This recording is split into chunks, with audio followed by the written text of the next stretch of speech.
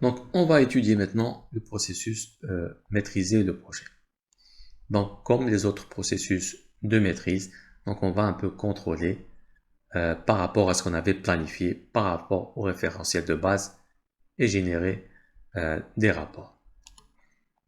Donc, on va ici surtout, comme tous les autres processus de maîtrise, on va essayer aussi, quand on détecte un problème, s'attaquer à la source du problème. Non seulement régler un peu euh, les, les symptômes apparents.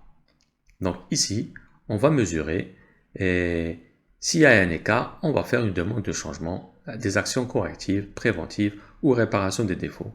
Puis, on va produire un rapport sur la performance et une mise à jour de certains plans.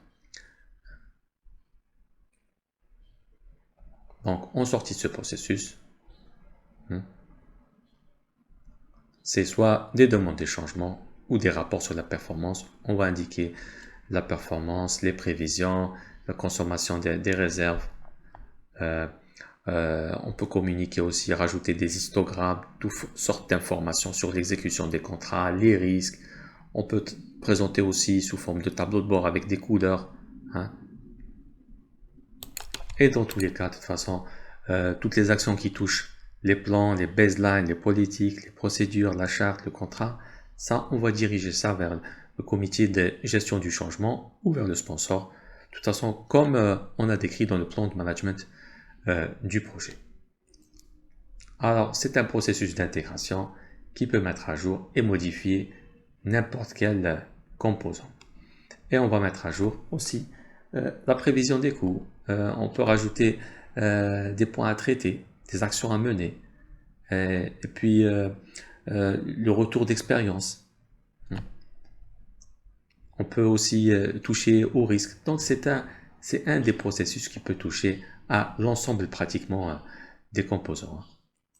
Donc son objectif principal est de suivre, passer en revue, communiquer l'avancement global par rapport aux objectifs. Parce que ce processus va générer des rapports, donc ces rapports vont servir pour la communication. Donc on va permettre aussi aux parties prenantes de comprendre quel est l'état actuel du projet et quelles sont les mesures prises pour traiter cet écart. Et puis on pourra avoir une visibilité sur l'état futur avec des prévisions. Prévisions qui peuvent toucher les coûts, l'échéancier. Et on va évaluer et mesurer les tendances. Alors ici, on va aussi inclure la vérification des risques individuels. Pourquoi? N'oubliez pas que nous sommes aussi en train de produire des rapports. On a besoin de savoir un peu est-ce que les risques sont en train d'augmenter ou pas. Donc on va inclure pas mal de choses dans les rapports. C'est pour ça qu'on va toucher pratiquement à tous les domaines. On va produire des rapports d'état et des rapports d'avancement et on va aussi s'intéresser à maîtriser la mise en œuvre des changements. On a mis en œuvre des changements, comment ça s'est passé? Donc on décrit ça aussi dans les rapports et on va fournir au management du programme les rapports appropriés si on en fait partie d'un programme.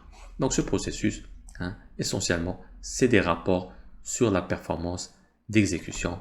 Alors ces rapports seront traités par le processus gestion intégrée. Il faut comprendre dans quel état on est pour accepter ou pas un changement, quelles sont les tendances pour voir si on accepte ou pas un changement. On va utiliser ces rapports d'exécution pour gérer l'équipe, pour voir s'il y a des personnes qui ne sont pas performantes dans l'équipe. On va utiliser ces rapports, on va communiquer d'ailleurs ces rapports, et on va aussi maîtriser les risques. Plus il y a des écarts, plus on comprend que la maîtrise des risques ne fonctionne pas correctement. Et bien sûr, cela peut donner lieu à des demandes de changement. Ça peut être des changements de correction, des changements proactifs, changements de défaut. Donc la demande de changement, il y a plusieurs types.